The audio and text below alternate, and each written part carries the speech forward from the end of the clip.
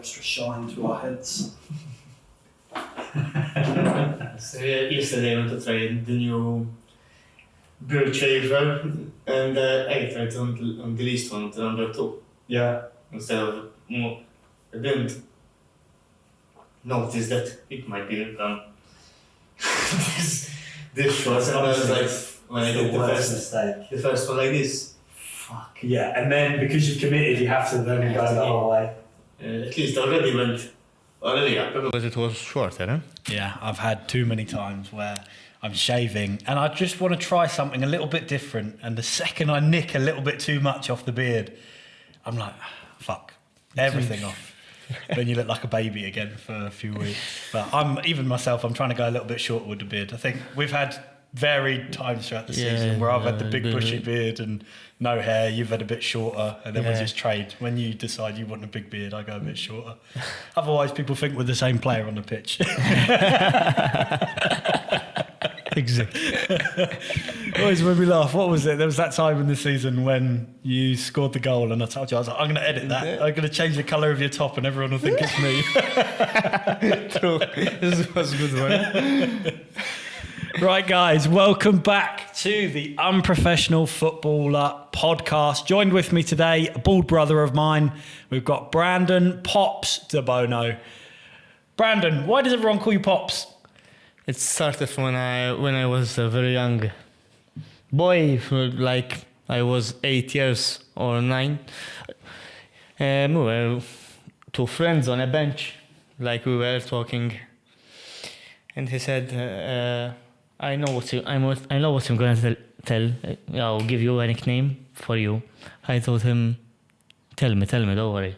It's pretty easy to just say a dumb nickname." And he told me Pops. I told him why. He told me like, because you go at 1 p.m. in the afternoon, you go and see Top of the Pops. You remember the program of the music? And I was like, true, yes. And from there it started like. So that's where the name stuck from, because you used to watch Top of the Pops on television. I was like, we were playing out on the field. Yeah. And when I see it's almost 1, see you guys. I see you in 2 hours. And I go and so go that's to watch so funny. Watch I never would have guessed that. I always thought Pops was like either something to do with Popeye or something to do with like you looking a bit older and like the dad figure of the group or something to being Pops. Never would have guessed it because it's Top of the Pops. It's funny when I tell them, everyone like starts to love. The Maltese, they love nicknames, don't they? Yeah. I swear everyone has nicknames over here. Now my smaller brothers they are calling him Pops. Yeah? Because of me. Even the big one, Steve. Yeah. So. Because like, nicknames, they stick, don't they? And they're usually to do with family. Like they just pass through the family as well. And a lot of people, they don't know me by my name. And they like, when they ask them, like, where is Brandon? Who's Brandon? Yeah. Pops. His name is Brandon. I've been having to get used to it when I do the commentaries for the five-a-sides. I always make sure I use the name that people know people by, because if I start calling you Brandon in the video, no one's going to know who I'm talking about. Exactly. Whereas they hear Pops and they see Pops written, they're like, oh, I know Pops. Very funny, very funny. So, Brandon, introduce yourself to the people. What is it that you do? How do we know each other? So, I'm Brandon Debono, and I'm a futsal player, and I play with the national team. I'm 30 years old almost, next July. Next July. And so, me and Danny, we started to get to know this year because he came to play with us with Gzira United. And we, during the year, we kept contact, and now I'm playing with the fives as well. Yeah, I'm sure people, once this episode gets released, they'll be familiar with you by then. All the episodes of season 2 will be out. And hopefully I'll have you signed up for season 3 as well. Like I said, I want you to be involved as part of the pro game. I think you've shown in the few games that you played this year with the five-a-sides that your level's a lot higher. And even just the IQ, you see when you're doing the fly goalkeeper, we had this discussion the other day. Yes, exactly. You're implementing parts of futsal, like high-level futsal, doing the fly keeper, and obviously some of the younger boys on the team don't really understand. Okay, if your goalkeeper's out of goal, do not fucking lose the ball. And instead they try and dribble three That's players. why I speak a lot during the flank keeper, like to keep the possession, don't rush, Exactly.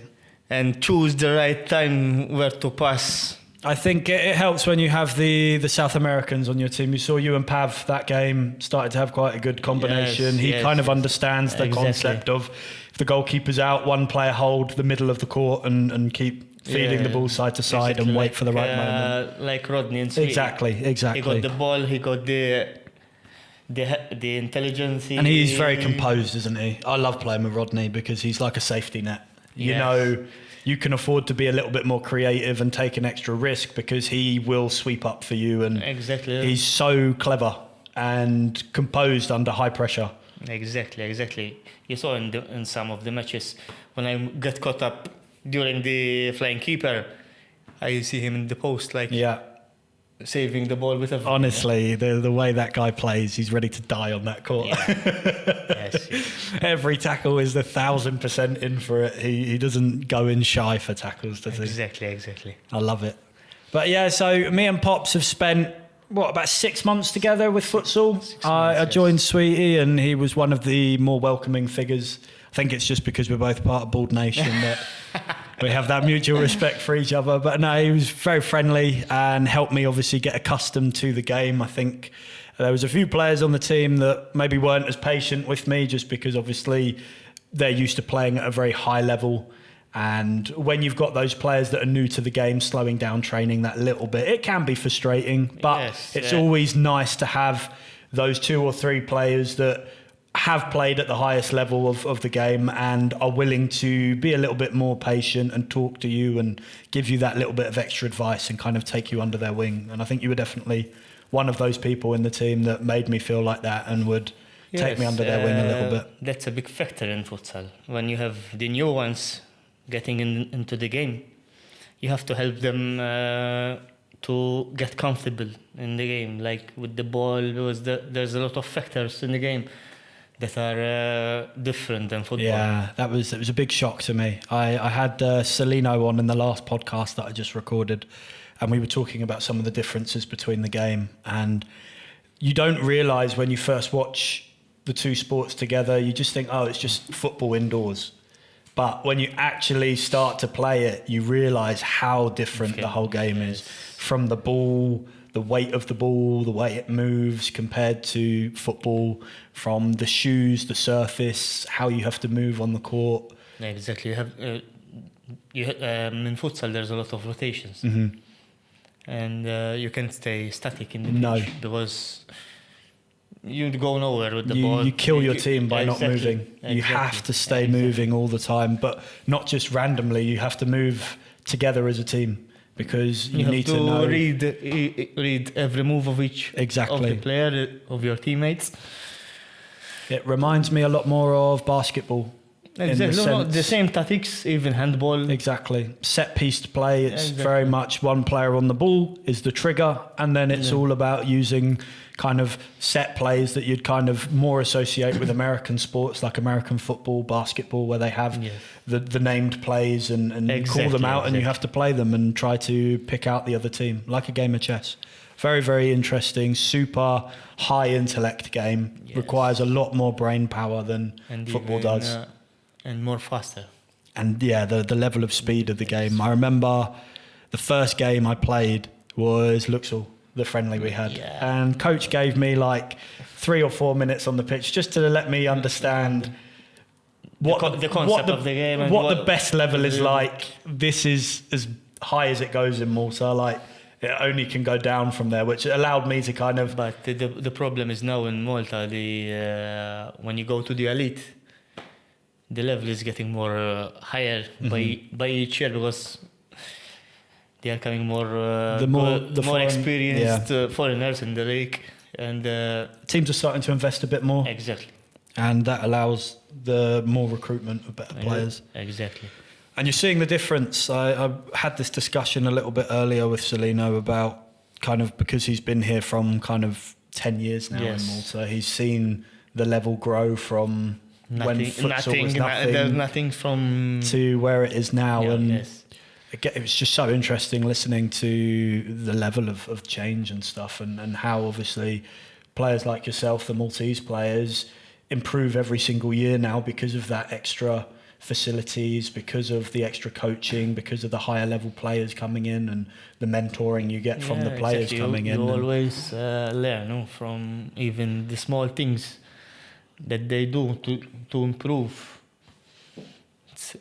You feel the difference. Even in when we come to the national team, we have from one coach or two. Now we have physical trainer, goalkeeper, coach, assistant coach, everything. Even the kit manager. Yeah. You find the balls are always ready, so we can use them during the sessions. And it makes a difference. I mean, you're seeing the recent success of the national team. Yes, it was a pity that I wasn't there. I know. I was going to ask you about that. What happened?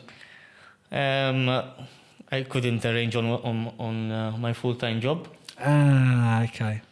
For the trainings, so it's better not to go and miss training. Was I know the coach, and the management, they don't like people who misses training and go abroad with the national team. And you have to earn the place. Yeah. If they give you the chance to be there. Exactly. So, but I'm sure you'll get plenty of more opportunities to get involved. I hope so. Hopefully they've done the foundation work for you to now step in and get some game time in the real competition, because what was it? That was the preliminary stage, right? So they are now in the Euros? In May round now, yes. We can come with Spain, Italy now. It's good next December, I think. It's going to be very, very exciting. So this year, December. Yes. Very exciting time to be involved with futsal right now. It's hopefully another step in the right direction for the MFA in general in terms of international competitions, because you're seeing even the women's are doing very well. Yes. This year it was very good for football in Malta. Now they will be more investment in, I think so. In Maltese futsal. I think they're just growing more and more, and the fact that the public are now seeing the results of the improvement in futsal, I think they definitely will secure a bit more funding, and hopefully there'll be just that a little bit more structure I think is needed in the league for next season. I think this year there was a few cases where obviously teams like Santa Venera and Gzira just aren't the level that really needs to be in the league. They thought that they are going to play a normal five-a-side between friends, and when they came to the game, they found out the hard way that some of the teams really aren't a joke. See some scores. Yeah, like 25, 32. It's not good for the league. No. The league needs to remain competitive. Exactly. So I think next year they're gonna split the top 5. Yeah. They're gonna be Premier and I think they should, and First Division for the entirety of the league. It just, to me, it doesn't make sense to have those results where one team or 3 teams are just absolutely killing the bottom half. And I mean, you saw, although goal difference doesn't count, in the instance where our game against Santa Venera got abandoned because they didn't show up with any players. Yeah. Had goal difference have been a factor this year, then that's 30 goals we lost out on. We got given a 3-0 walkover. Yeah. The other teams are beating them 26-0. Remember, the keeper only came and he was like furious because the others didn't tell him. They didn't tell him that they are not coming. Absolute wind up. I remember I turned up in the car park, and this was meant to be my debut as well, so I was gassed. I was like, I'm scoring 5 goals today. This is a game to really get myself on the map. I turn up, and one of the boys from Berzabuja, I think it was outside. He goes, you're not going to play today? And I went, what? And he goes, they haven't turned up. oh, what do you mean? And he goes, the other team, they're not turning up. I'm thinking, no, he's having me on. He's just trying to get in my head. So I was like, all right. I went into the changing room, started talking to some of the boys, and then again, like half an hour goes by, you don't see a single Centre player. Hour goes by, the goalkeeper's there. I was gonna be on the stands to rest. Yeah. And we trained. We ended up doing a training game and put, what was it, dinner on the line or something like that. It's a fun game, but wasn't the debut I was hoping for. I wanted to get some goals. Had to wait, I think, another 2 or 3 weeks then before I played next. And I don't know against who we played. I think it was Slima. Yes. And do you know what it was? Coach, to his credit, I'll give him this, because that game I missed, he then started me for Slima, and I was absolutely shitting myself. I remember turning up thinking, okay, I should get some game time, because I think he told me before, he was like, I'll get you a few minutes to obviously make up for the last game. So I was like, okay, cool. And I'm thinking, okay, right, go in. I'm chilled, and I like to chill out before the game, so I'm not mentally in my head like going for all the set plays and stuff. I'm just like, okay, I'll relax, I can watch the game, feel it out. And then I get introduced like 5 or 10 minutes into the game. And then when he's reading out the starters, I don't think he told anyone, because he goes, and starting is, I think it was like Rodney, and then he goes, Danny. And I was like, wait, what? He surprised you, like. And I started like, I never get nervous. That moment, I was shitting myself. Absolutely nerves everywhere. Fucking, I was buzzing. But then I was like trying to think of set plays and stuff. Mind blank, completely blank. And I remember going up, we're lining up, and I say to Rodney, I was like, Rod, I don't know any of the plays. Keep it simple. Keep it simple. You were talking about that. When I did my debut game in futsal, I was 8 years ago or 9, I think. I was with Slima. Yeah. And we were doing the warming up. And we arrived to the shooting before the game. In the first shoot, the keeper was in the post, and they hit him in the nose, and they start bleeding. It was like getting nervous. Yeah, concussion. Yes, exactly. And the coach came on me. It was, Pops, you start. I was like, oh, surprised, but okay. Yep. Let's play. And I played the first day against University, against Rodney. Ooh. And I think we won. We won. I don't remember exactly the score, but I did a good game. Yeah. And from there I kept on going, playing till now. And now national team. Exactly. All started with a goalkeeper getting hit in the face. I remember when I was talking with my big brother, I told him I want to get in the national team when I started futsal. And I kept on working. And I was doing, at that time I was doing both of them, football and futsal. Yeah. And the rest is history. So, Pops, you didn't start as a futsal player. Obviously, in Malta, I don't think futsal really even existed at the time that you were growing up. I know in England it didn't exist a few years ago. I remember futsal started late 2009 or 10, I think. And that's like on the synthetic pitches. Yeah, I remember someone telling me. Where I started, I can start saying my bit about me when I started football. Yeah, tell us about your roots and your background when you first got introduced to football. Exactly. I was very young, at the age of 6, when I started football with my bigger brother. They were my bigger brother is 4 years older than me. Yep. And I started with them with his age group. Yes. When I was young, yes, just running around, getting comfortable with the ball, even. And I started as a player, not as a keeper. I was going to say, I get that feeling. When I watch you play, there's just no way that you have been a keeper your entire life. The way you play with the ball at your feet, you're so comfortable, like out on the pitch.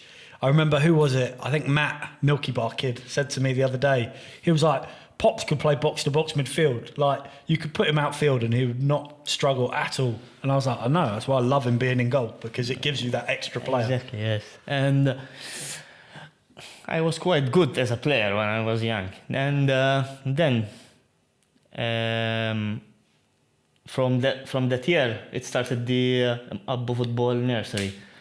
And I started there again as a player, and we were doing a training session, and we had no goalkeeper in the session, and the coach was asking who wants to stand in goal, and I was like, I try. Yeah. Youngest goes in goal. And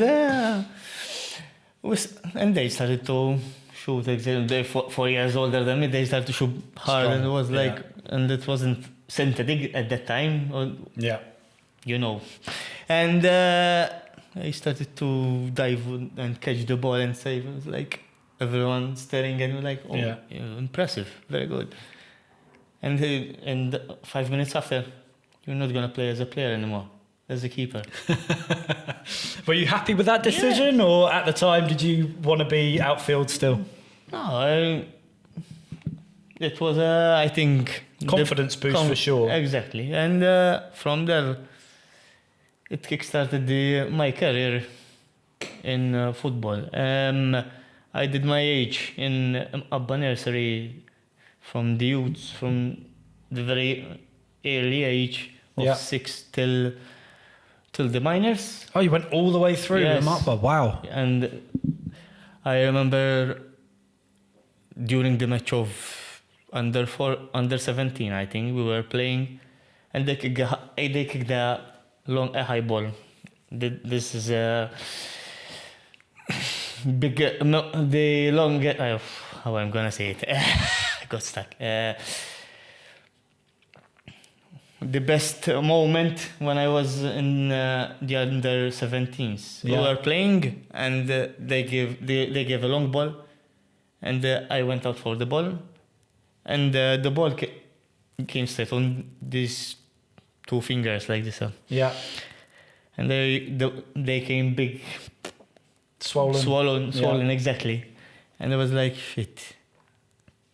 I can't play with and we didn't have reserves on the bench, and I kept playing with one hand. Jesus.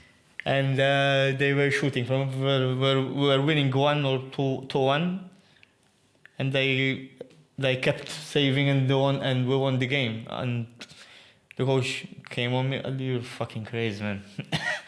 You kept on playing with one hand, saving the ball with everything, and we managed to get the 3 points. Was that an important 3 points at the time? Yes. Yeah. How competitive were Imapba in your days playing in the under 15s and 17s and minors? What sort of section were they at the time? Section C, I think. Yeah.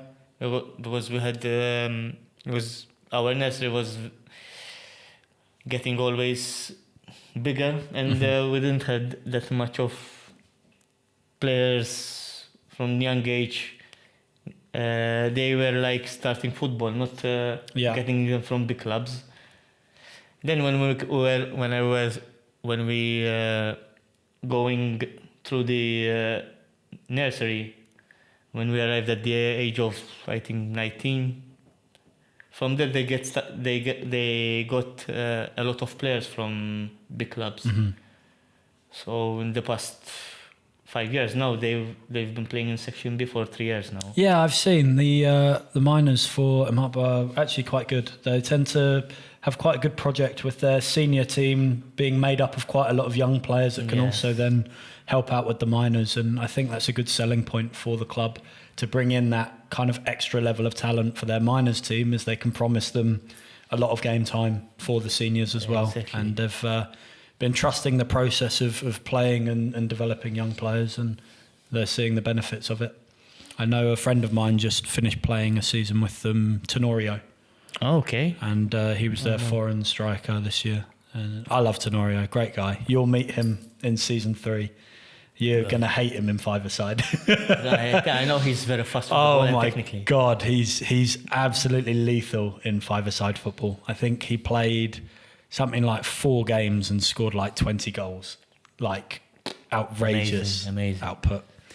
But yeah, so you went through football playing with Imapba.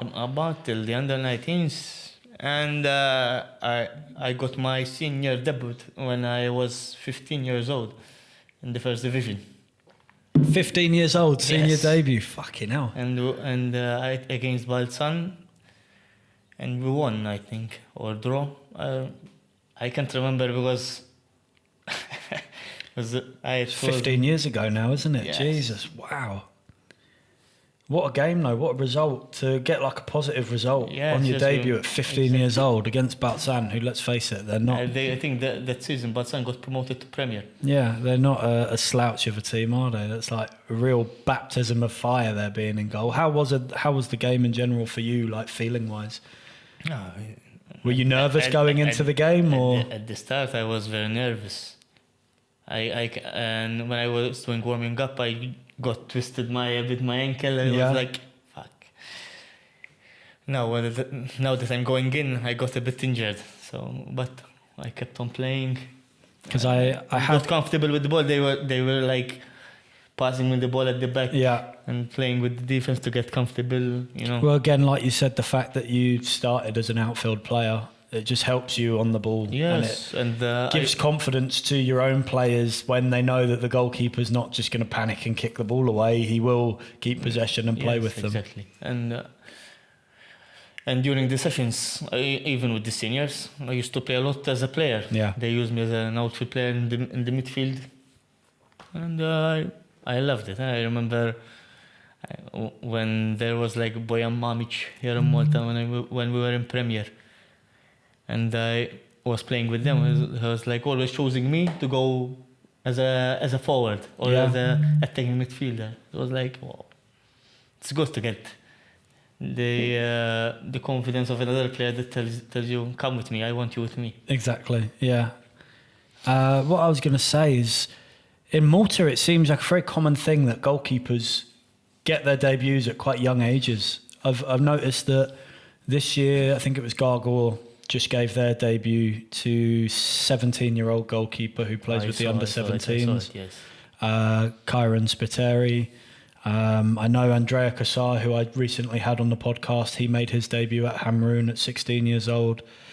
Ooh, it seems it's a good way for goalkeepers to get introduced to the game, I feel. I think the second you start getting that kind of senior level game time, it allows you to then mature a lot as a player, because you notice the difference between playing youth football. I mean, at 15 years old, you've got another 5 or 6 years of youth football still ahead of you. So really it makes sense to give you a little taste of what's to come, and then you bring that experience back to your age group, and people will look up to you from your own age group, and you can pass on experience. And obviously a goalkeeper, you are one of those positions where there's a lot of pressure. So yes, you can do, if you do a mistake, there's no one who will defend you. They just point their finger exactly. to you. You did the mistake, you have to fix it now. How supportive did you find your teammates while you were kind of flirting with the senior team at that young age? Were they quick to correct mistakes, or were they more like aggressive about how they try to reinforce encouragement to you? With the youth team, I growed up with a lot of players that we stayed always together. Yeah. And when I came up with the senior team, at the beginning it was a bit hard because you're new in the team, and like if you do a mistake, they start to shout with you, and I got used to it immediately because you have to be toughen up. Exactly, I think you have to in football. You have to get mature, and when you get that chance, and you with this senior team, you have to get to be mature, not to just fuck off everyone. Yeah, I stop. I don't, because I can't stand them shouting to me. And sometimes you see me during the session, I start to shout with some players during the session, and they start saying, complaining, shut up, let us play. I let you play, but if you keep doing the same thing, you never learn. No? Exactly. I think it's one of those environments where when you play competitive sports, it comes hand in hand. You have to understand that when people are shouting and raising their voice at you, it's not out of malice, it's not to try and kill you, but it's to just get the point across as quick as possible and to try and correct what's going on, because at the end of the day, it's competition. Exactly. And when you're playing a team sport, it's not like a sport like boxing where you can just focus on what you're only doing. Exactly. You have to focus on what everyone else is doing and try and dig people out if they're not doing their part to get them to switch on. Exactly. It's teamwork. I know I became, especially in England we're terrible for shouting at each other. Obviously, every other word out of our mouths is a swear word, which is the one thing in Malta I'll give you guys credit for. People don't really swear at each other that much in Malta. No, they just shout aggressively. And then you get choked. Okay, I try to do my best. In England, every other word is, what are you doing, you cunt? Shut the fuck up. But now the problem is the youngsters that they are coming up now, when you try to speak to them, they are just like, shut up. I've heard. So you have to give. You got to respect the senior players, and that's again someone like Milky Bar Kid. I tell him, because obviously I was his coach this year. I was telling him, like, look, when you go and play with the seniors, you got to understand you're a fucking nobody to them. Like, they are trying to help you, as aggressive as it might come across. Like, they're trying to help you, and you haven't earned the right to talk back to them. Like, just shut up, ignore them if you don't really care, or if you think what they're saying is wrong, you ignore it. But you cannot answer them back, because the second you answer them back, now you're holding like a liberty against them in front of everyone else. Like, and they will, and the first chance they have to tackle you hard on, they will go hard on you, and they get injured. Huh? I'm always one of those players that I'm very supportive to the younger lads, but I'm also very realistic with them, that if you take the piss, then people will deal with you very, very harshly. And you need to be ready, like, especially the skillful players. If you start putting the ball through players' legs and making them look stupid, this is their job. Their position is on the line. If they're being made to look like a twat in training, they're going to go and restore the balance and go and absolutely put you up in the air. So, like, be aware of what you're doing. Like, yes, be creative, but don't be a dick about it. Like, do it and then just be ready to take it back, because receipts are often given out. If you do something to someone, they come back and they remember. So at 15, you're starting to play senior football. Are you kind of regular in the lineups at that point, or do you just get a little bit of a taste and then return back to exactly? They give me a bit some playing time, and then I returned with the youths, and then I received a call, I remember, from Loa. Yeah, and I went season over there, and we got promoted from 3rd to 2nd division. Okay, so this is back when Malta had 3 divisions, or was it 4? Exactly, yes. And it was quite a nice... So how old were you at this point? I think 21, 22, I think. So was this your first kind of loan experience away from Imapba? Yes. How was it? Obviously, if you've grown up with the same club your entire life, stepping into a whole new dressing room, a whole new environment. It was a bit hard at the start, but it was like Loa is a near neighbour. It's a neighbouring town. Yeah. Neighbour town, and I had some friends playing there, so it was kind of they helped me to get more comfortable in the place. So. That's the one benefit of Malta, obviously, with it being so small and local. I think if you play 1 or 2 years in football here, you make enough friends that you'll know at least someone at every club you go to. And when you do go on these loans and move clubs, kind of getting yourself accustomed to the dressing room is much easier when you have friends there or you have someone you know there. So the fact that the island is so small and kind of close-knit, it's a lot easier to gel with players, and you get a lot of exposure. Yeah, in Malta, because you have the chance to go to play with everyone. Exactly. You know? I remember growing up, even when I was in America, to be honest, like sometimes you'd go from one team to another, and because obviously the size of the country, you're a stranger to every single person in that dressing room, and obviously depending how long the players have been together, you walk into a team that's been together for 5 or 6 years, they let you know that you're not one of them.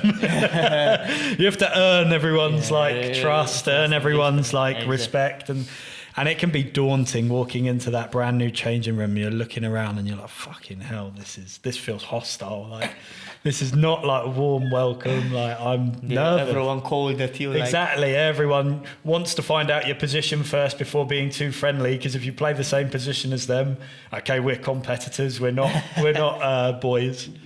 But obviously over here, I've been, I think, with 6 or 7 teams in the last 3 or 4 years, and every team you go to, there's always 1 or 2 people at least that you kind of know or you know of, and you've got mutual friends, and it makes the whole kind of settling in process a lot easier. Exactly. So that's a big benefit. How did the season go? You said you won promotion with Lua? Yes, I had a good season. I think at that season we were me and Mario Bortolo. He plays for Brzabuja's season. Is that Brandon's brother?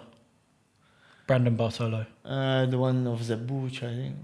I think he played Brandon. I don't know. No, I don't think so. No, I know Brandon had a brother as well that's a goalkeeper, and their dad was a goalkeeper too. He used to play with Gzira, I think. Yes. No, Different one. Different one. The surnames over here, they always confuse me. Everyone's got the same name. I think, and he started as a young age. He came with Lua from Hips. I was 17, I think, or 18 years old. Oh, wow. So your competition is even younger than you are. Yes. That must have given you a bit of confidence, though, to think, okay, well, I'm at least the senior goalkeeper here. But he was a very good goalkeeper. Mm-hmm. He played they gave him chance to play, and he was good. At the time, I didn't play for, I think, 3 or 4 matches. Did you get worried? I got worried a bit too, because you know, when you're on loan at a club, you're not a long-term investment for them. So if you're not in form or someone else is in better form, they haven't really got any loyalty to keep playing you or put you back into the team. Exactly. Yeah. But so you played the majority of the games. If he only played 4 games, then you played the rest of them, I presume.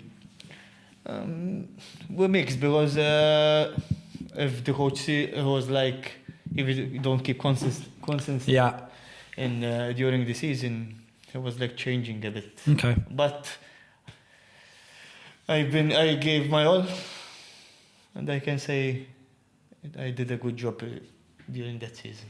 So you come out of that season and go back to Imapa, your parent club, with a promotion under your belt. How was the reception when you got back? Were they happy with how things had gone, or had things changed when you came back? I had that promotion on my belt, but in the first division is always the most league more that is the challenger, the hardest. Yes. And I went there to at least try to get my place in the team. I always they didn't give me the chance to play as a first team goalkeeper. No, I always like a bench warmer. Who was the goalkeeper ahead of you at the time? He's a good friend of mine. Yeah, we did 5 or 6 years with him, Danny de Abela-Borg. Okay. Now he's playing with Hips. Yeah. I think 2 years ago he won the best keeper in Malta. Yeah. Okay, so tough competition. Or I think best 11. I don't know exactly. So, but he taught me a lot. Yeah. He helped me a lot. But then I think during the years with him, I got some problems, because I got fed up not getting my opportunities to play, and I started futsal there. Yes, is that when you started? Yes, I used to go to with a girl, Yeah. and there was a friend of hers, and he told me, why you don't come and try futsal? Because the good thing about futsal is you can do both registrations, can't you? You can have if you were amateur, Yeah. in football you can do them both. Oh, If okay. you're not, you have to get the permission from the club. So if you're under contract, then you have to get permission in order to do it. Yes. Okay. But obviously, at the time, you must have still been amateur, right? Yes, and I started with Slimai, and it helped me more with the ball in my feet. Even during the sessions, I was like more comfortable playing. Even I feel in that 6 months that I played futsal, I go into the five-a-side games now. I feel so much more comfortable in tight spaces with the ball at my feet. Again, just using the soul to control the ball. And you get you control the ball and you go forward. Exactly, that's or it. your time when you progress with the position with the ball or with the pass or with the tempo. You feel like your movements are a bit sharper, you're a bit more direct and like intentional with where you're moving, why you're moving there. Whereas before, you kind of just run around a bit like a headless chicken. Exactly. And hope something happens. That's why I try to speak with the young ones, not to run everywhere. Just watch where is the ball and move. I think in the empty play and when me and you have been on the same team, we've usually had quite good structure. Considering that usually when me and you are on the same team, we've got 3 players that are just headless chickens that are and tunnel vision, just want to go to goal. And they try to go through the wall. Yeah. Trying to skip everyone. Then we were like, they stop. Yeah, they stop. That's the worst part. They stop up front, and me and you like just stay at the back. Like, fuck man, 3 against 2. Exactly, the whole game. Like we've done well though, I think, so far. Yes, I think we can see the next episode that is coming up. Yeah, the one that's just about to air today in an hour and a half now. 22 blocks and 26 saves between us. Yeah, it was an insane Incredible. Honestly, the drama as well, when you see the game like in its actual format, when it's edited together with the commentary and everything, it's lightning. It's so fast-paced and it's so dramatic at the end. I'm so annoyed the cameraman missed the game-winning goal. You know the one from the centre where Warren... when you shoot at the ball, boom. Warren saw the goalkeeper turn around and quickly shot. And he thought the match was over. And there was another 5 minutes to be played. But I'm sure the cameraman said, like, game over or something. Because even I heard something about, like, last attack or something. Last attack, yes. It was really strange. I think we had a new cameraman at the time. There was something to do with it. But, yeah, funny episode. I made some, like... Football Manager style edit where I have just the heads of the players on the pitch. It's really funny. But yeah, that goes live today. And how many more games have you played since then? How many games did you play in the fives? I think 4 or 5? I think 4. Huh? I think 4. I didn't get you recruited in until a bit later, did I? I think episode 6 was your starting episode. Or 5. Maybe 5, yeah. 5. And then you've only missed 1 game since then, so it's 4 games in total. Big addition to the 5-a-side series. Was really happy that you came in. Obviously, goalkeepers is one of those positions that until you find reliable goalkeepers, they really do decide the games, because at the beginning of the series, we had one team with a good goalkeeper in Miguel Sherry, and if the other team didn't have a strong goalkeeper in goal as well, then you'd just see... You just... sloppy goals go in and the team gets demotivated. You see the keeper is not confident on the ball. You start to shoot. Yeah. You get confidence without looking at the keeper. You start to shoot. You shoot from everywhere. Cheeky fucker! When I had to go in goal in the last episode, I saw the shoot on his back. I immediately saw that I can't stretch my right leg out because I'm injured. I shoot on the. Immediately goes and tells all the boys, shoot on his right, shoot on his right. I conceded 4 goals in 2 minutes.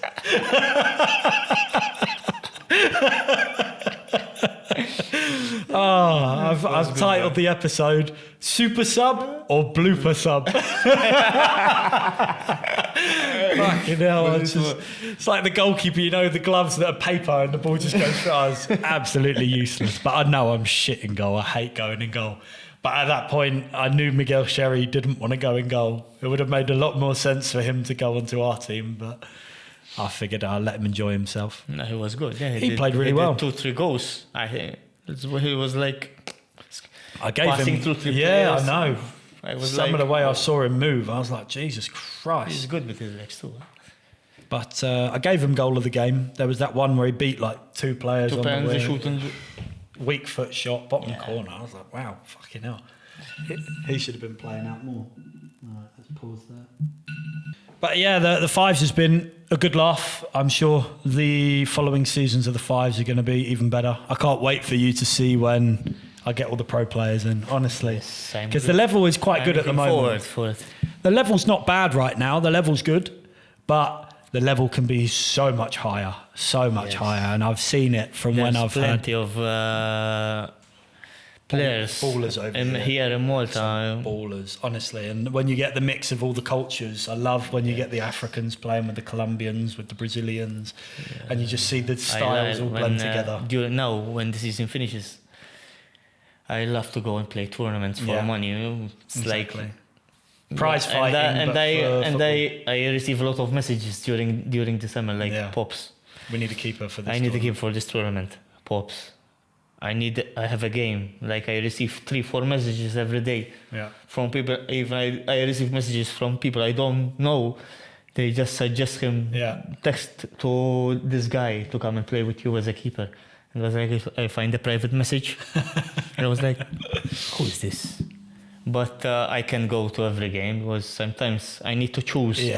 Even the level of the game, I just go. Sometimes when I was younger, I was to go every match. That's a big problem for me as well. And I was like, sometimes I go to a match. And I get to a match and it gets boring. You can see immediately when you turn up if people are footballers or not. Exactly. And I've gotten to that point where now it's like, that's why I host my own matches, because you choose the players. And I used to get fed up of turning up to games and either your team is too good for the opposition and they've arranged a game against someone they never should play, and then you win like 10-0 in 5 minutes, and then you're like, well, this is shit. That's why. And I have a group of friends. I can tell Carl Mikalev. He's a good friend of mine, and he plays down at Pieta, I think. Right? Yes, they do the sometimes we play. I have a team that we even Zvezdan Vukovic and Mensa, and we are like we are good friends. And when we have a tournament or we try to play a 5-a-side, we just try to find a good team because they challenge us. A lot of people try to challenge us, but to go there and we just some of these tournaments. I like remember a walk in the park. I remember. I think it's Ormy's tournament they do over the summer. That usually gets 7-a-side is good. Yeah? Quite a high level of calibre of players. I remember during the Fives 2 years ago, the group of players we had there, everyone started talking. They were like, boys, like, come and join my team. And there was a few players there that linked up because of the Fives and put together a team and went in. And I think they came second place. I don't think they won it. I think the guys that won it were, I think Andrea's team may have won it. I think he said. I'm trying to think who it was. It was one of the guests I had on the podcast recently. They said they won it. But again... Andrea Casari, goalkeeper. Yeah. He's on the 5-a-side circuit as well. He likes playing 5-a-sides. He's good. Once I played against him. And even he's good with the legs, yeah? Yeah, that's it. You see, the 5-a-side goalkeepers that are in demand are the ones that can play with the ball at their feet, because it does make such a big advantage when you've got a goalkeeper that can come and join you at the halfway line and keep possession. But I'm looking forward to... last match that we played was Miguel, the other keeper. He got injured. I know. I'm so disappointed. Yes, it was a very good game, and he's a very good goalkeeper. He's amazing, honestly. He's one of my favourite goalkeepers, and he was my first locked-in goalkeeper for season 3. And I wasn't even going to play him that game. That was the hardest part for me, is he wasn't supposed to be there. But he did me a favour because I needed someone to fill in, and because I told Miguel Sherry he could have a game outfield because he was just not really feeling being a goalkeeper. He just isn't enjoying it right now. So I told him, go and play outfield. I'll find someone else to go in goal. And I didn't want to bring Miguel in, Falzon in for season 2 because it didn't make sense to bring him for one episode and then it stop. I was like, just wait until season 3 and come in as one of the main keepers.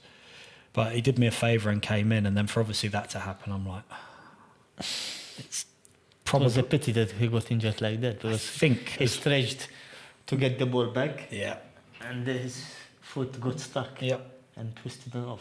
I'm telling you, from initial reports I've been speaking to him, it looks like it might be an ACL tear.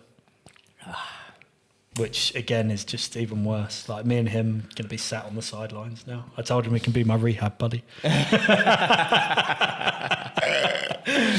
But he seems up for it. He's in good spirits, which is good. I don't like it when players like let it really upset them and bother them. He seems like he's got the right mindset of, okay, I'll figure out what it is and then just do the work and get back on the pitch. But hopefully it's not too serious, because there's nothing worse than obviously it getting to summer and then you're out for 3-4 months at least. Like I've got 6 weeks, 6 to 8 weeks of rehab now, so I'm going to miss the first half of everything that I've got planned. Might be able to make it back for July, so that's the plan. That's my motivation right now, is join in the second half of things. Come on, Danny, we want you back.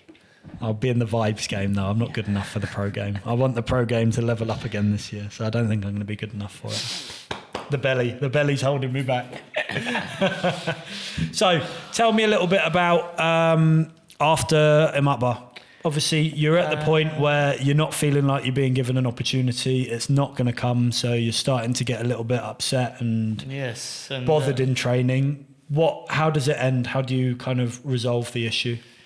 I just wanted to get away from the club. Yeah.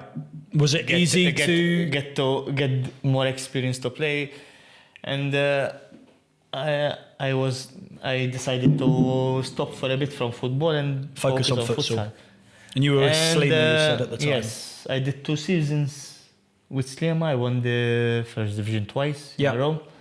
Then on my 3rd season, I joined Valletta, I think. Okay. It was for me, it was a surprise that they called me, and it was immediately I told them yes, I want to come. Yeah. I mean, a team like Valletta, if they come...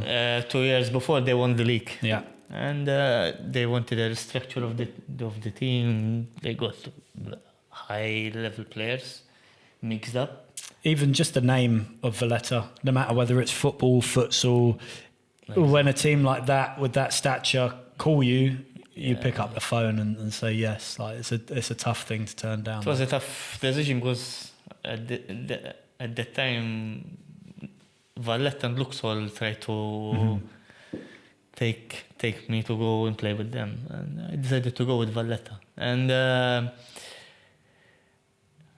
that year, I had a very good season. And were you the main goalkeeper, or I played a lot of matches that season, and I had a good one. I was even nominated as an MFPA Best Player of the Year. Ah, okay, very good.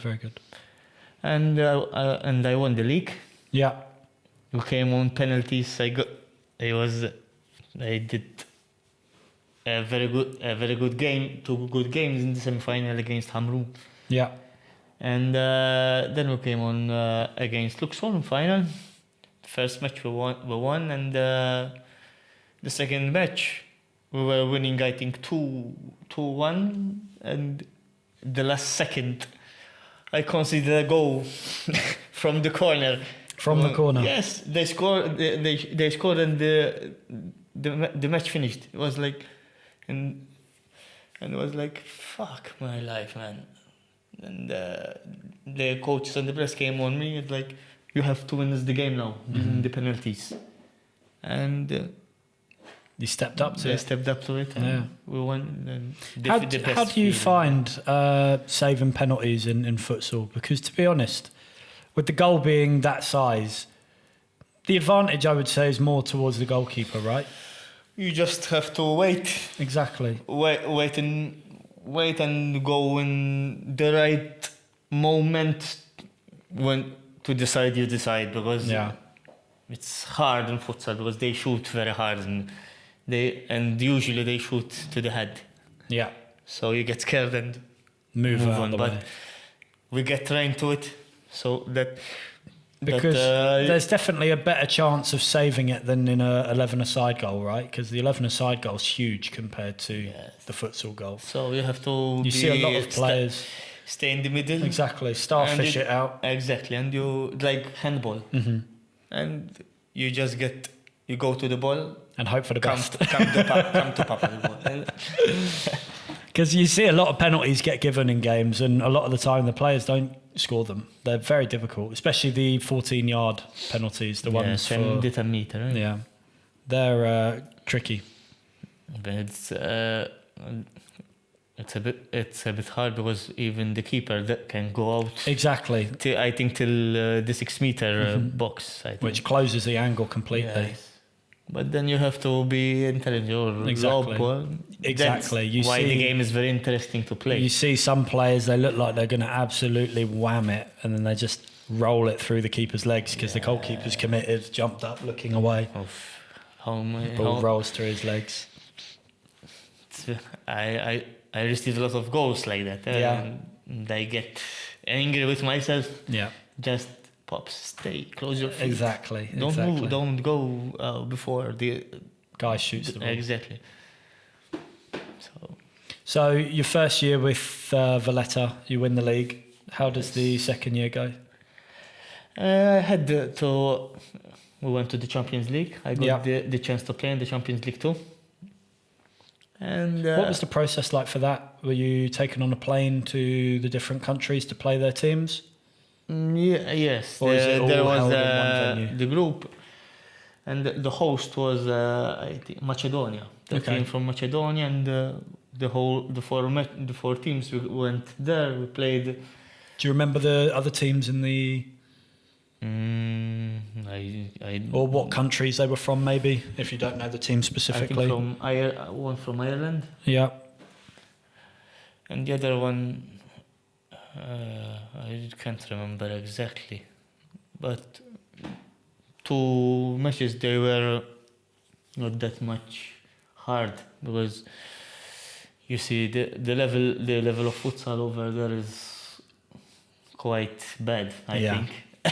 Honestly, England, that kind of region of like England, it just doesn't exist. Like, it's only now just starting to grow in popularity. But I mean, even you saw Scotland play Malta. Yeah, it's like a national team. And Scotland's a big nation in comparison to somewhere like Malta, but the sport of futsal's just they don't give popular. that. They don't give a shit. That spotlight, and they you don't learn it from a young age. Parents don't push their kids to do it. The clubs don't push their players to play it at a young age. That's why a lot of young people, I tell them, if you don't see yourself playing football, try futsal. And do it as early as you can, because the earlier you try it... You even... someday you want to get back to football, for sure futsal will help you during your football career. So Champions League, did you qualify or not? Yes, we won the 3 matches in the preliminary round. And you won all 3? Yes. Wow. And passed to the main round. I think we had Kairat, and Kairat is one of the teams that usually get to the finals. Okay, so you got one of the big boys in your group. And we got 1 point, I think, or a point, I think, during the 3 matches. Yeah. It was tough set of games. We had some missing players. And do you think with a full strength squad you would have done any better, or still would have been tough and maybe not progressed? We could have done much better. Yeah. We had 2-3 players that came with us during the preliminary. Were they injured or just not available for whatever reason? Not available. I think there was one, Buta Kagavatse. He used to play with Georgia national team. Okay. He was the captain. Oh, he's the captain of the team as well. Good. Wow. He's amazing. He was a beast. Yeah. Had the left shoot like bazooka shoot. I remember when we were playing together in Valletta in first season. Once he hit me in the face with the ball, like I did like 2-3 minutes in space, and like fuck man. Training like that, I remember I always used to get told when I used to train goalkeepers, they'd always be like, they'd come up to me after like 10 minutes of shooting, like, "Dan, please just take a little bit off, just a little bit." Because I used to just get into the habit where, especially for goalkeeper training, my thought process was always, the session is for the keepers. Don't be one of those players that just spanks the ball over or wide and the goalkeeper's sat there like, fuck the point of this. So I always make sure I get it on target. But at least in the post. Exactly, but then to make the keeper make the to make up for that, I always make sure I hit it as fucking hard as I possibly can. So if the ball's going directly at them, it's like a missile at them, and they're just sitting there like, oh, not again. So, and I remember there was one good Colombian guy, Camilo Gomez. Yeah. He played with the national team of Colombia. Oh, wow. This year he retired from the national team. Okay. He's a very, very good player. Yes. And now there's Gzira United. He used to play. Now he's playing with University this year. Okay. The pivot guy. He's the same age of me. He's good. There are quite some good good players foreigners that season. There are some really good players in the league. It makes you kind of realise how high the level of futsal can go. Even Maltese, a lot of good experienced Maltese were in the team. Yeah, it's been impressive just seeing some of the teams play this year. Obviously, with 4 of the teams this year being so competitive, you see the level of foreigners on each team. The Maltese players are starting to bring up their level as well, and it's creating a very good 4-way competition, which I know from having Celino on before, who said over the past few years it hasn't always been the case. There's not usually 4 or 5 teams all competing closely. It's usually 1 or 2 teams that kind of run away with it. Yes, usually the top 2 teams they run, and we come to play like we always for the past 4 years. Usually 2 teams to go, always the same 2 teams in the final, but at least now they are getting. It's interesting. Every game between those 4, you don't know which way it's going to go, because one team might surprise the other one just like, let's face it, the main 3 I would say are Luxor, University and Sweetie. Zurich are one of those teams that are getting capable of upsetting any of them because of the quality that they have on their team. And if they maintain that project for another year or 2, for sure they'll be as good as the rest of them, like in terms of stability. I think the first year of them being up there right now, it's still a bit of a learning a new thing for them, understanding the level and getting used to it. Exactly, and they try to learn for what to do for next season, from where we can get more players. Exactly. Once you establish yourself as one of the top 4, it's always that second year players then realise, okay, this is a top 4 team. Because in the first year, when you're still a project, it's hard to find players. It's tough because players don't want to take the risk. If they know they've got a guaranteed spot in a top team, why would you take the risk of then potentially being a top 4 player next year? Or you have to know that they got 2-3 players that you know. They make the difference. Exactly. You do that move. You get that confidence to want to go and join. I think 2 years ago, yes, I decided. I did 5 years in Valletta and I won like 2 Super Cups. Yeah. And the league with them. Then I was like losing a bit the interest in futsal because the last season was very hard. Yeah. And I decided to like stop with them. I told them this is my last game. And I went to play a bit of football again. Yeah. And I played 6 months. I remember because I forgot to tell you. before I went to play with Gzira United, I remember. Yeah. I think I started in November. I received a call. A friend of mine, Felice, he used to play with Luxor. Okay. And he told me, Pops, what are you doing? You're playing football? I told him, no. For the past 6 months, I was like, I didn't play nothing. Nothing football, only futsal. I was out of practice in the big goals. And like, I need to get some training in. Yeah. But he told me, just come and try. Even you see the team and I don't know, okay, no problem, I come. I went there and I saw like, we were like all young players, like 22, maximum. There were 2 players that had experience in higher level. Yeah. And won championships, but the rest we were like 22, 23, 19, 18. It's been quite a fun environment to walk into then. And I think, we lost the last game, I think, of the season. We came 4th that year.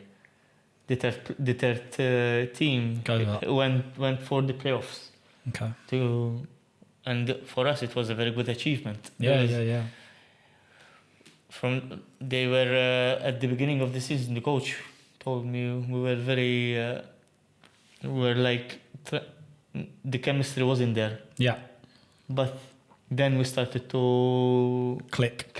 And I think with young players in general, you always need that little grace period where people start to understand, because obviously the more older players, the players that have got that experience, they can just pick it up quite quickly and click with people. They understand systems. But when you've got such a new kind of core group, you do need that little grace period where you've got to ride out a few rough results, got to ride out that lack of chemistry at the beginning, knowing that, okay, when it does click, the youthfulness, the energy and everything is going to be a huge advantage for the team. Exactly.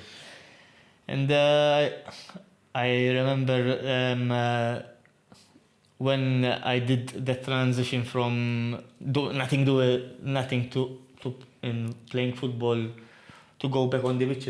At first it was a bit hard. I was like, I didn't do pre-season, nothing. But they helped me a lot. Even the coach was like surprised that I got in 1 month and a half during the January stopping of I got the fitness back. Yeah.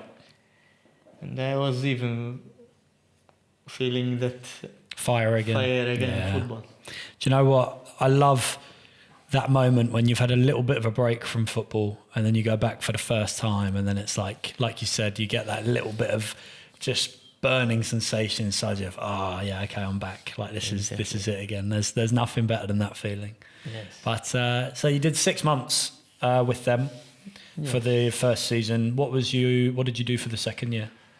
Then I had the opportunity to go to second division with Zurich. Yeah. I started there, but after 2 months, I received my friend Jürgen Borch.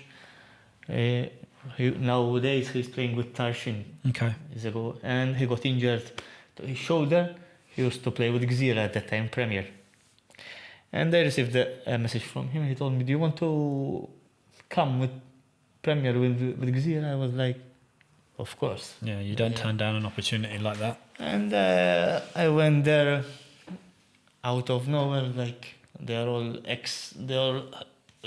national team players. Yeah. Like what year would this have been in? I think 2020. I think 20. So I mean, like that's 4 or 5 years ago. I think something like that. So it's really when they're at the height of their powers as well. They're a big, strong team in the league. I think Andrew Cohen. Yeah. The Assis, Brazilian striker. They were Nicky. Now he's playing with Marsa Schlock.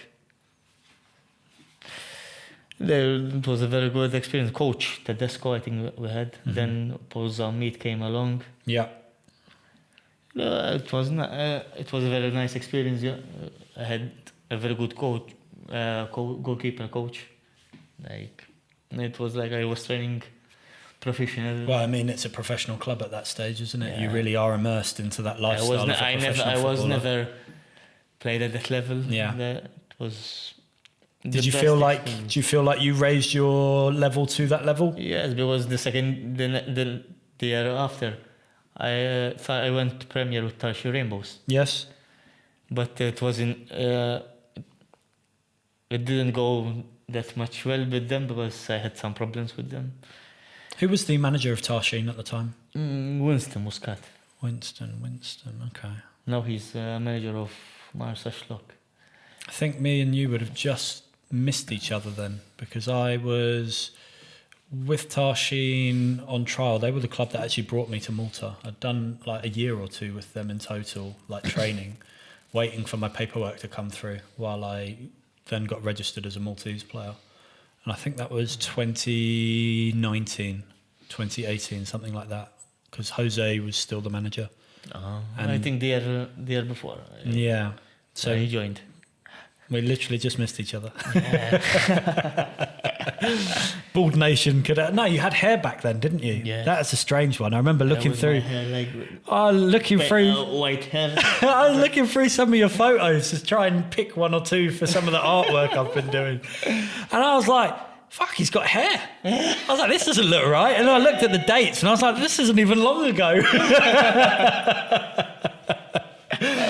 I see you had a haircut like Rodney at one point, and you two stood together in one pitch. I'm like, fucking hell, they look similar.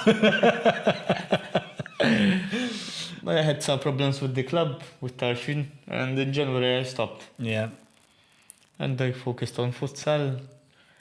And I started again on focusing only on futsal. So when you were playing with the Premier League teams, I take it at this point you're not playing futsal, right? No, I was, because I still was with an amateur contract that year. Ah, okay. So this was part of the time where the Premier League teams weren't required to give out professional contracts, Exactly, right? yeah, So you were exactly. able to juggle. But okay, that's very interesting. So who were you playing with at the time? So when you're playing with Gzira in football, which team are you still playing with in futsal? I was with Valletta. Still with Valletta. And okay. even when I was with Tarshin, I think in the last year with Valletta. Then when I stopped, I went to play football with Calcara. Yeah. And in the middle of the season of Calcara, I see there was a friend of mine, Kiran Bojoya. He's the futsal coach of Yeah, I Zabuja. think I've got him as a friend on Facebook. Yeah, I think I've got Kieran as a friend on Facebook.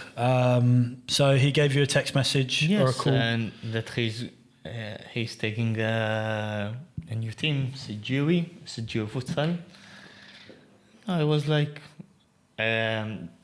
during the summer I received a lot of messages from the national team coaches not to stop, Yeah. because you're gonna go 1 year back, not improving to the next season. So are you in the national team at this point already, or are they just... Yes, I was already in the national team. So was that during your time with Valletta? Yes, I had. They gave me the call up, and the first match I played, I remember, because I'm skipping a lot because. Yeah, it's all right. That's the format of the podcast. We just jump back and forth as we go. I think my first match I played in the national team, we played against Holland. Okay, fucking hell. But they kicked our ass. I was going to say, a team like Holland, though, they must be so good on the ball. I played the first half, and they shooting from everywhere, boom. But they didn't give me a chance. Yeah. We received 10 or 9 goals in the first half. Jesus. It's crazy. But from there you learn. And I can say, for me, it was a good experience because I started to learn more and to understand more the game. I mean, you learn from your losses Yes, more than you learn from exactly. wins. It's important to see what high-level players are actually like as a whole team. I mean, even for Malta as a national team, unless they play the best teams, they're never going to keep improving. You have to keep taking a 10-0 every now and then just to take away the footage of the game and be able to look at it and go, okay, this is a team that can really expose what we're doing wrong. What area can we now work on to try and stop this That's happening? why we're doing the national team is doing some friendlies with some good level teams. So we can Prepare for that. for the next level Exactly. that now is coming in. Because the last December. thing you want to do in December is go in with a full set of confidence, playing shit teams and thinking, we're going in confident for this, and then get spanked. You want to go in with a few rough results, knowing, okay, right, this is what we need to do to stop that from happening. Exactly. So you are in talks with Sajiwi? Yes, and I started to play a bit with them, and I was like getting my fire back to futsal. And that season at the start we were like a bit shaky because we're a new team, and like I never played with half of them, or I think whole team. I think all the little bit that I played with them are like football. Like, so the sort of players that were part of that team, obviously with it being a new team, who were they recruiting? What sort of players? Are they people that had played futsal before, or are they more footballers that are converting? I think that we had one foreigner. I think you might know him, Willis. Okay, yeah. It was good. He was strong and forward, to keep the ball. But and at that year, Ryan Muscat plays with. Okay, yeah. His first season was there with me, and there were 2-3 players that can make the difference. Yeah. In the first division, because that season we won the first division. Okay, so it was split first division and Prem. Okay. But we got some. I think the second match of the season we played Valletta, and we lost 2-1 against them. I mean, that's a good result. We did a very good game. Pity that considered the last goal as an own goal. We considered the last goal. Yeah. So that's life, isn't it? You learn, don't you? You learn. But from January forward, that season, we peaked a lot, and there was a big difference during the matches. Even when we played with the same level of teams that we played in the first division, there was a big gap against the other teams, and we played even the semi-final of the league. We played an elite team that came fifth, I think. Okay. And at that time the team was, I think, Maliha, yes, and we won like 4-3, and they were surprised that we won because they had some good Maltese, even foreigners. They had good players. So did you win the league in the end? You said you... Yes, we won the first division. Yeah. My fourth title in Maltese futsal. So what do you get? Do they give you the medals for winning the leagues here? Yes. So you got a nice little medal cabinet. You've won a few trophies over the years as well, right? You've won a lot of...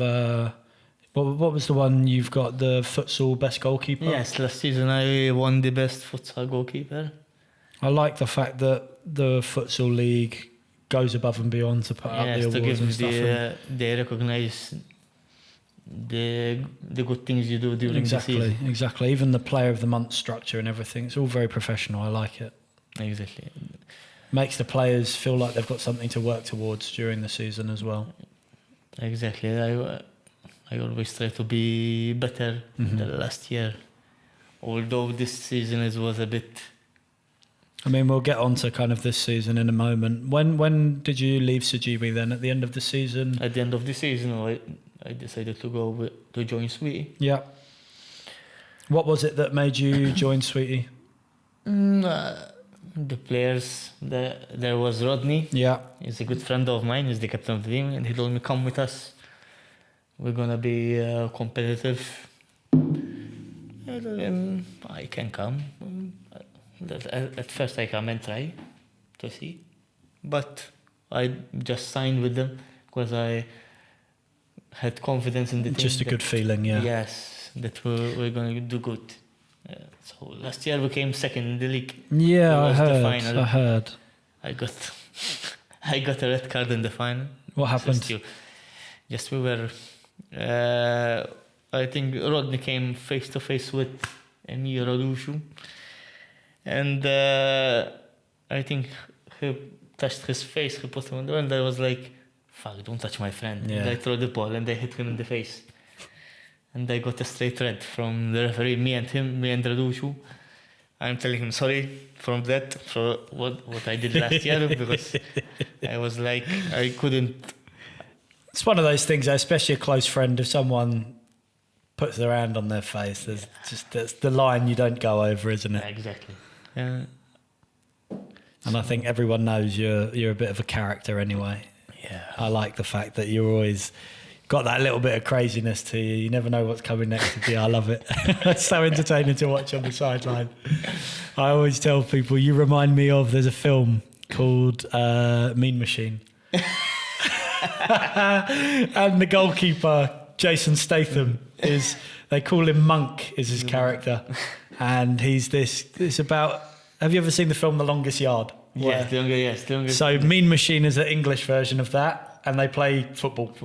So the guy who, actor? I think it's Vinnie Jones. Vinnie Jones is going around the prison selecting players to come and play for his team. And he goes and finds Jason Statham, who's this max security, absolute maniac guy, Jason Statham in this cell. And he's like, they call him the Monk because he's so relaxed, but like that he snaps and he just kicks the shit out of everyone.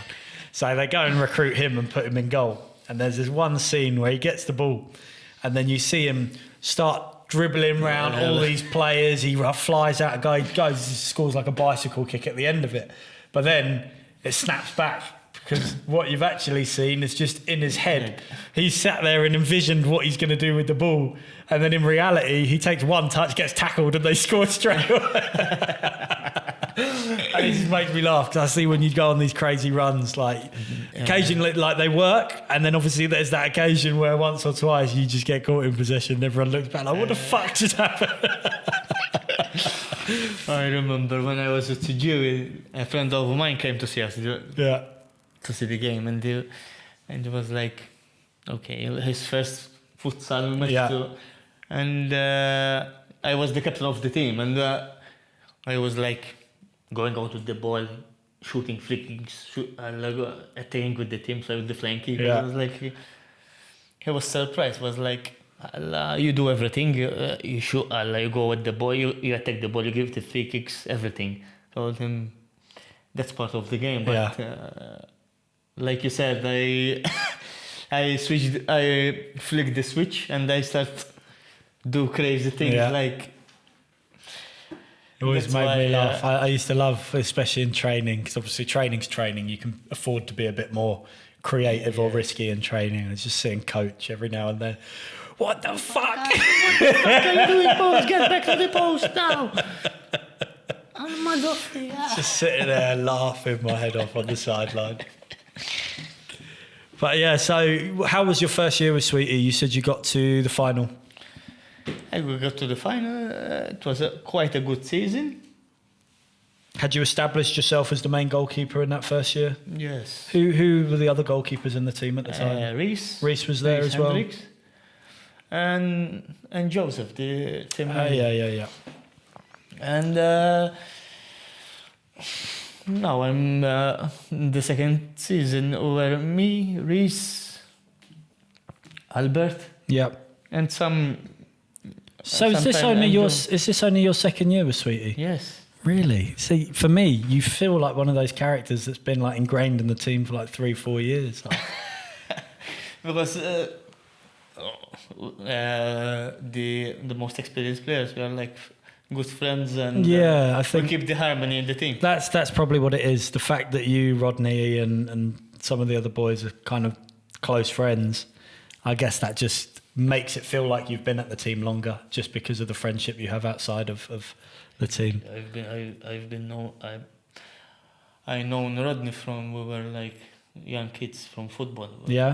14 years or I think for 14 years. 14 years. I mean, you're going to be one of his groomsmen, aren't you? At his wedding that's coming up. You said you've been get married next month. So. You said you've been fitting suits today. Was it today you were doing that? How was it? It was good fun. Yeah. It was fun because I saw some friends this morning. It was like brings back all the memories. Yes. I'm saying, talking and saying some jokes between us, the usual things. What colour suit are you going for? Blue, I think navy blue. Okay, that's nice. And what colour's Rodney gone for? I think the same. He's going for the same? The same, but with different tie. Yeah. It's nice. I think Rodney said he's going to invite me. We'll see. He might just be being nice. Because he keeps asking me if I'm in Malta or not. I think he said it's the 7th of June or something. He keeps asking me, are you going to be here? You're going to be here. So if I'm here, I'll come for sure. It sounds like it'll be fun. And I like Rodney. He's a good guy. Even the surprise party they had the other day. I made an effort to make sure I went to that as well. I don't think anyone thought I was going to come. And then I just showed up and I'm like, hey! I don't know why. Most people think I'm in England. What? Most people think I'm in England. I've been here for 2 or 3 months and everyone's like, oh, I thought you were in England. It's like, no. It's just... I was always here. Yeah, just doing my thing. They don't see you in futsal. And exactly. I think that's it. And I think the way I said goodbye to everyone at futsal, I think they must have just interpreted it as going back exactly that I'm flying direct. But I think I was just going for a weekend or something at that moment. But yeah, it's funny. So Pops, we're kind of up to date in the present day. Obviously, this year you've not featured as much as I'd have expected you to play. You've been rotating a bit more minutes. Yeah. What do you think's contributed to that? Why do you think you're not featuring as much at the moment? I had some rough time in January because I was not fit that much. Now I'm getting that. I got fit now again. Yeah. I hope I will last Wednesday we played our first semi-final. We lost 2-1. Close game. At the end, yes, it was a very close game. I was there. It's my first game watching for a while. Now we have the second game on Wednesday, 1st of May. Okay. I hope that I play.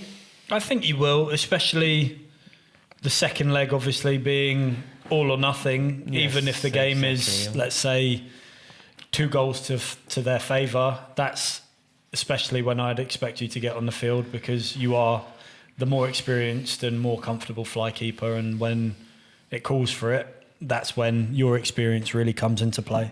Yes, I do that a lot. That extra thing in the team when we try to do the flying keep to go attack with 5. Exactly. The flying keeper. So I hope that I play on Wednesday so I can help the team reach the final again. And I remember you telling me recently that obviously with the way the leagues are being split next year in football, you're considering making a return again to the MFA leagues. Do you want to... If I have chance to go... I'm sure teams will call you. I might... You might need to put out the word that you're interested in coming back, exactly. And then people will know that you're obviously available. Yes, exactly. I always receive some messages during the summer if I want to join a team. Mm-hmm. This year I was with Brzabuj as a third choice goalkeeper. Steve is, right? Yes. Yeah. My brother is the team manager of Brzabuj, and wherever he goes, he just you have to come with me to be our third choice goalkeeper. If something happens to our goalkeepers, you'll be there. Let's face it, you're a good replacement to have on reserve. You're probably better than most of their starting goalkeepers. But I love to play futsal, so I give my first preference to futsal. Brzabuj had a good team this year. Yes, they had Nicky was there as well. Nicky's a friend of mine. Nicky Borg. Nick Borg. Nick Borg. I don't think they said him Guillaume, no. I might do. He was with Zabar last year. Yes. The same one, man. He I got don't injured. know. He got the ACL, I think. He's got a few injury problems over the last few years. It's really hampering his career. Still young. I think he's only 23. Yes. Fucking quality player. Honestly, when you see him in the fives, because he's one of those boys I always bring in for the fives. Unreal. Honestly, I'd put him down there as the best Maltese five-a-side player I've ever seen. He's unreal. He got ball and feet on. Yeah. Skillful, yeah. Techie player. He's like Peachy in the sense that always adds that little bit of flair. I really want to get Peachy down. Peachy, I need to get him involved, but I don't think he understands when I tell him. His English is too shit. Yeah. But when I text him, I don't think he understands what the idea is. Well, the problem is he doesn't drive neither, eh? No. Where does he live? Hamroon. No, it's a little bit far, isn't it? Maybe the bus. But if there's someone will be around. Nearby, he'll come with them. We'll figure it out. I'll get him down for one game at least. I love Pitchy. He makes me laugh. He's the best. But so, in terms of next year for futsal, what's the plan? Or are you more waiting to finish the season first before putting your mind to what's next? I let the season finish and see what the future holds. Yeah. In the near future. I mean, the podcast episode will probably be released after the season's ended, so maybe by then we'll already have seen what your plan is and if there's a move on the horizon or whether you stick it out another year with Sweetie and decide to carry on as part of that setup. But I think there's a lot of big things coming your way. Obviously, the national team stuff that's continuing to progress with you being a part of that. Obviously, it keeps a lot of opportunities open for you. Yes, for sure. There will be new opportunities because I'm still young. I'm still... For a goalkeeper, for sure. Let's face it, goalkeepers can play into their 40s. Exactly. So I'm still... You've still got spring in your step. You're not slowing down at the moment. Exactly. Unlike me. I feel slower and slower every year. I know. Can't even do a back heel now. I told you before we started the podcast today, if you want, if you have chance, you can start again. So I'll see what my plan is. I don't think I want to be based in Malta after the summer. I think my plan is after August, stop renting here officially and just come back maybe once for a week every month. Sort out some of the projects I'm doing, record some podcasts, do that sort of thing. Okay. Do a bit of coaching and then spend 3 weeks either England, travelling, Spain, somewhere like that. Nice. I think that'd be a nice blend. And I need to start using my remote job privileges. Like I might keep you as an agent. Huh? You find me futsal teams abroad. To be honest, that's one of the plans for the future. I've already had a few people contacting me, wanting me to help them try to make the jump from Malta abroad. And there's so much talent over here that... The problem is the professionalism of the things. Exactly. How they do them. The professionalism of the teams and the lack of exposure for Malta, because let's face it, unless you're in Malta, it's not really a widely viewed place to look at. Exactly. It's not accessible. It's not got the digital setup that it needs to showcase to outside of Malta. Exactly. People don't hear of it. People, let's say, in England or in Spain or Italy, they're not. Sometimes you try to speak with someone and they ask you for money and they give you no result. Exactly. You go back to exactly. speak to them and you don't find them. Yep. There's a lot of con artists when it comes to agents. They promise you lots of things, but they want money up front, which... So you have to be careful. My plan is to try and build a small pipeline where I can try and help Maltese players try and get themselves abroad. It's partially why I'm doing projects like the Fives at the moment, just to build the profiles of people here in Malta, give them a platform to be seen by a wider audience and see if I can develop some interest in local football here in Malta.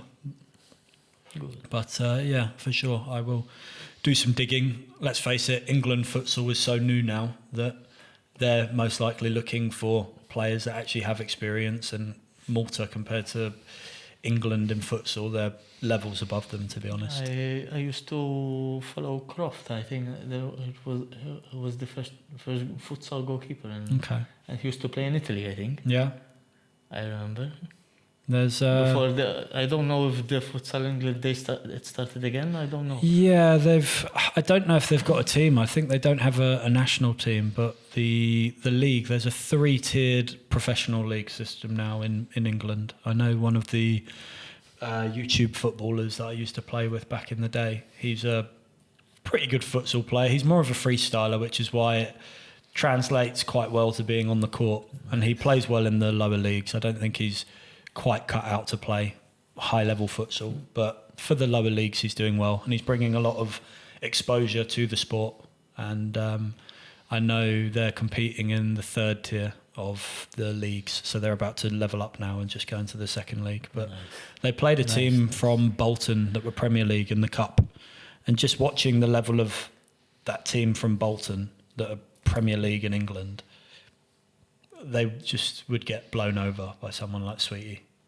Like Sweetie would kill them. Yeah, I remember we played again once with an English team. I don't know. I think might be Bolton. They came once here in Malta, and we played against them. How did the result go? No, we won. I don't remember the score. It was like a triangular tournament. Yeah. We played us, Bolton, and Luxor. Okay. And we came 2nd. Luxor won the tournament. Yeah, English and futsal just don't really go well together. I think that football's just too ingrained into the culture that they're never going to take on the concepts they don't give it enough concentration. Exactly. Yeah. It's more on football. Exactly. And I think just because of how accessible football is and how many teams there are in every single area, you're just rarely going to find people that want to drop down into futsal. The futsal, the problem is if you don't find sponsors to help you.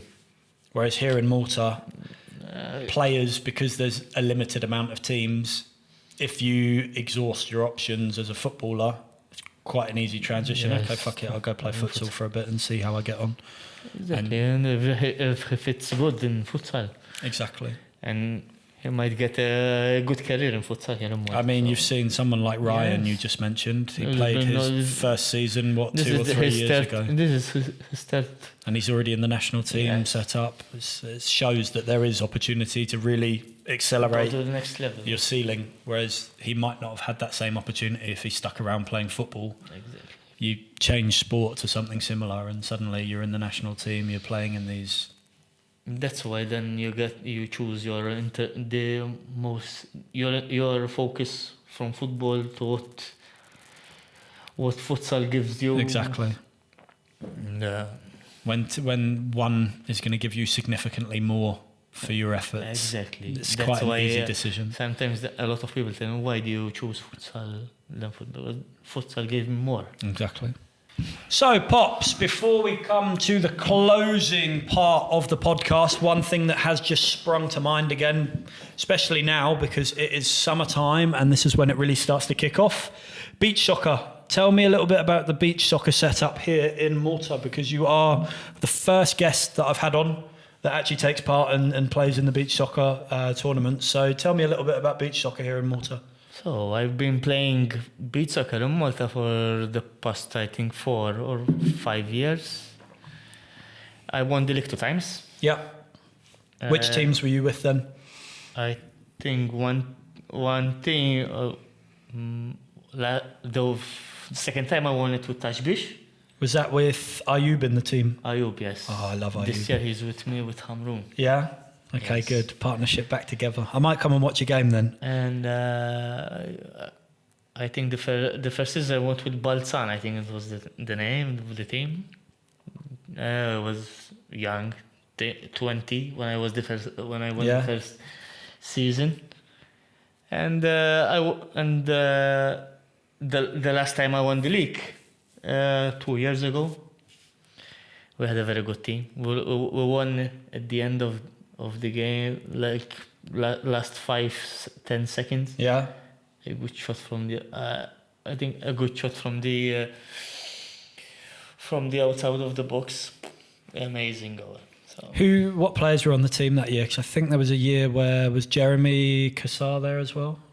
Yes, Zvezdan, Saturday. Oh, it's that year. Yes. Saturday. I've got a lot of time for Saturday. Saturday Nana Pare is a legend. We're a very good team. It's like an all-star team, that team. Yeah. You name some of the names in that lineup. I remember he used to come and watch the five-a-side matches after beach soccer. He wouldn't come and play because of it, but he'd come and watch Willie, TJ, and some of the other boys that he knows. And he'd come and his feet just absolutely coated in sand, and we'd sit there laughing. I keep telling him he's got to come and play a game for me in the five-a-sides. So how does the format work for beach soccer? It's the same like futsal, same tactics.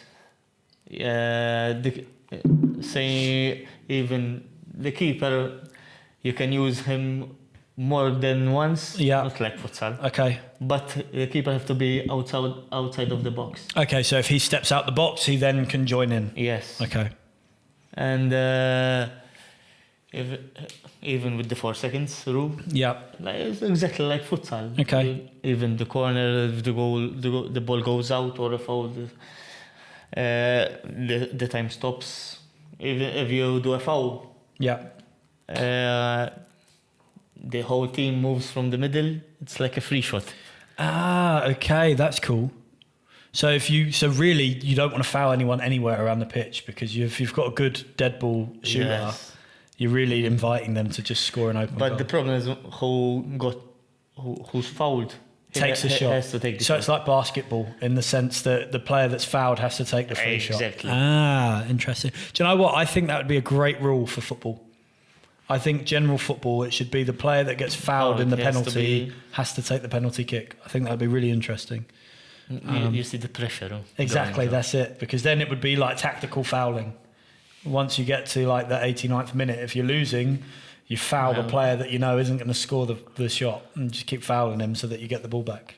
Exactly. Yeah. That's what they do in basketball. You see, they pick the shittest free thrower and just anytime he touches the ball, they just grab him so that he has to take the ball when they get it back.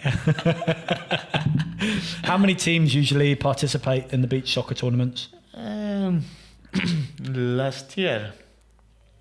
Now it's getting more exposure. Like because Nestle sponsor it, yes. right? It's a big sponsor to have. I think 12 teams. Good amount of but teams. This year there's a team, La Playa. I've seen they are signing some big boys. Big boys. They play international beach soccer. Yeah, Miguel Sherry just joined them. Oh no! The keeper plays in fives with us. Nice. I just saw him post on his Instagram that he's joined. Who was it? Fabrizio Zamit is with them as well. Fabrizio Zamit, yes. He's a good player. He played Sweetie Futsal last year. Yeah, yes. I know him from Marsa Scala, and when he was at Calcara. In fact, I think you would have been registered with him at the same time at Calcara. Yeah. But he again had a tough injury period. I think he did his ACL. Yes. So I think he's only just getting back to like full strength. I want to come and watch some of the beach soccer though. It looks like a fun format and a fun kind of spectacle to watch. It's early morning games, right? No, it's evening games. Evening games. I think it's 6. Early morning training, 6, evening games. They play 6 in the evening and the 9 almost. Sorry. That'd be a good thing to come and watch. I'll have to get your schedule off you. And yes, I will send you the problem is the games. They come in some of the games. They will not play because they come in the same time that we play in the futsal league. That's the big problem. Okay. So when does the league actually start? I think 5th May. I think. Oh fuck! It's soon then. Yes, next month in 2 weeks or 3. Wow! I didn't realise how soon it was. Yes, that's why some teams they had some problems with half of the players because most of them are futsal players. Yes. Yeah.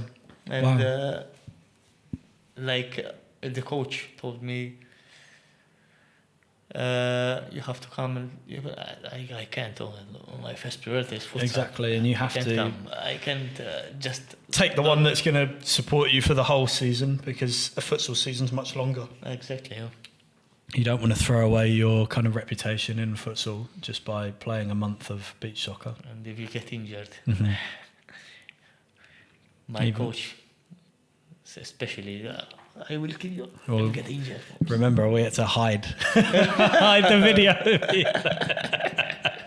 I had a few players like that this year when they started playing in the earlier games while their MFA seasons are still going on. They're like, "Oh, Dan, just don't advertise me as playing." And I was like, "It's all right." But by the time the episodes start coming out, it's like a month difference, and you can just deny it. Just say there's nothing that links time to when the games are actually filmed. So just say it's in the summer. Just say it was last summer we filmed all of this. Exactly. Like what I told you last week. Because Playing in the semi-final the next day, and there's you running around. I mean, imagine if Miguel was you and you went and tore your ACL the day before the game. that's why sometimes I pull my leg. Yeah, honestly, I'm the I same. let them pass. When it comes to tackles and stuff, I'm not big into just nailing people. I'm like, you know what? And that's one thing I'm really happy about the game in general. Everyone has that kind of respect in the five-a-side game of, look, we're all pros here. We're all like playing in season still, or like need to play next year. Tackles, keep them clean. Like, don't try and do anything over the top. No stupid slide tackles, nothing. Don't dive in for a 50-50. Just let it be. I let you pass. Exactly. Let it be. I don't need silly injuries for nothing. Instead, I injure myself. Just, Right, Pops. When I saw you doing the back heel, What 2 seconds later, I Yeah. tore my hamstring. Fuck. Yeah, I know. What a stupid decision. And the thing is, if you pull it off, it looks good on camera. But the second you get that result from it, I'm like, what? Fuck it. But the only thing I've got good now is I've got content. I'm going to do one reel side by side. The guy that did it in season 1, where he puts it in the top corner, versus me doing it and tearing my hamstring. It would be like in your dreams, in reality. And I think I'll get a few clicks from that at least. So the injury wasn't for nothing. I'll get a few social media views. Pops, I've got a few quick fire questions for you. I think this one's a bit obvious. What team do you support? I support Inter Milan. How long have you been a fan of Inter? From a very young age. What was it that inspired you to support them? Ronaldo Nazareno, the Brazilian striker. Oh, my favourite player of all time. I think when we're talking about like absolute peak, no one comes close to him. And without the injuries, I think he would have been by far the greatest player I've ever. Amazing player. I love him. Who was your favourite player growing up apart from Ronaldo? What players do you take inspiration from? Julio Cesar, the keeper. Yeah, okay, great goalkeeper. I remember his time at QPR. Didn't quite live up to the standard he had before, but he was near exactly. the end of his career. Quick cash grab before he retired. The career that he did with Inter, incredible. Was amazing. Yeah? Even in the Champions League, he made a good save in the final. Mm-hmm. Top corner wasn't. Who is the best player that you've ever played with in your career? And let's do one for football and one for futsal. Player or keeper? Go player, and at all. So in general. It's quite difficult because a lot of people that I you played with a lot over of the people. years. Feel free to throw a few names out there if you don't want to single one out. I will. I told you the name in the beginning. Bojan Mamic, Serbian guy. Yeah. He used to play with Ferencváros, and and one keeper, Daniel Fernandez. I know was Daniel with Fernandez. Tarsi. Yeah, Crazy guy. National He's team amazing. goalkeeper for Portugal. Portugal. Yeah. Played with Ronaldo. Yeah. He won the league with PAOK, unbeaten.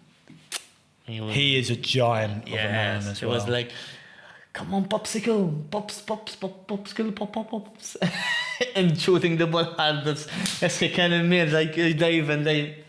Do you know what? If you were at Tarshin with the same time as he was,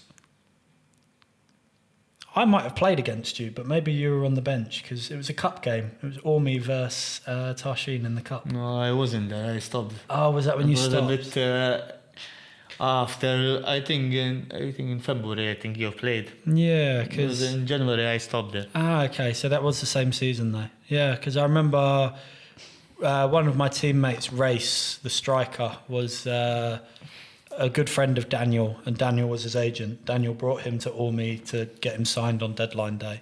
And I remember when we were playing, we were all talking, and he had a little running joke with him going on. And I remember playing in that game. Almost scored at one point, but the ball just sailed a little bit. If I was Peter Crouch, it's a goal. But unfortunately, 6 foot Danny couldn't get anywhere near the cross. It was a good like this moment. I was trying to jump as high as I could. I couldn't reach it. And right, flip side of that question, best opponent that you've played against? Who's a player that you've come up against and just thought, fucking hell, they are insane? Against. These are a bit hard questions. Yeah. I like to put people on the spot. Need to... Yeah. Take your time. Sorry. Take your time. This is where you start. It's like a yearbook, going through all the teams that you've played against, all the players. I think when I used to in youth season, there was like Johan Benzina, Okay. and we played semi-final, I think, or quarter-final youth cup Okay. against Hips with him Abba. I think Johan. I think it was. What position does he play? He played as a midfielder. Okay. Is he still playing now? Who's he playing Yes, with? I think he's playing this year. He was with Zabuch. Okay. So that would have been... They've just come down from Premier, right? They got relegated last season. They're in Challenge League this year. Yeah, good team. Right, and final question for you. If you could win one tournament between, let's say, Champions League in futsal, or you could win the Champions League in football, which competition would you rather win? Money-wise is always football. Forget the money. but, We're talking... on prestige. I think futsal. Futsal. Really? Is nice. Yes. Yeah? If you get to that level, it's amazing. Even how. I mean, considering, I'd say you're most notorious for your futsal days, and futsal's probably given you the most out of your career, I guess. To finish off the fairy tale would be to win the biggest trophy in futsal rather than to win a football-related trophy. To win a futsal prestige is very nice. And even they have the chance to play that level. That's amazing. Right, so Pops, I think I'm going to let you go. We've been talking now for just under 2 hours. It's been super interesting. Obviously, like I said before, you were one of those characters that really welcomed me into the club of Sweetie, and I have spent many times picking your brain and just figuring out little hints, tips, tricks and stuff like that from you over the year. So for sure, I knew this would be a good podcast to have, and it'd be interesting just to see your journey and how you've managed to participate in anything related to football possible in Malta. I think you continue to keep putting yourself out there and showcase your goalkeeping attributes at every type of football game possible. Pops, I'm going to let you go. Thank you very much. Thank you very much, my friend. Guys, if you've enjoyed the episode, Pops, where can they find you on social media? What's your Instagram? It's simple. You write Brandon Pops Debono. I'll have it on the screen behind us. Go make sure. And will pop up. And if you want to send me a message for a good game, just send me. And if I'm available, I will come. Don't worry.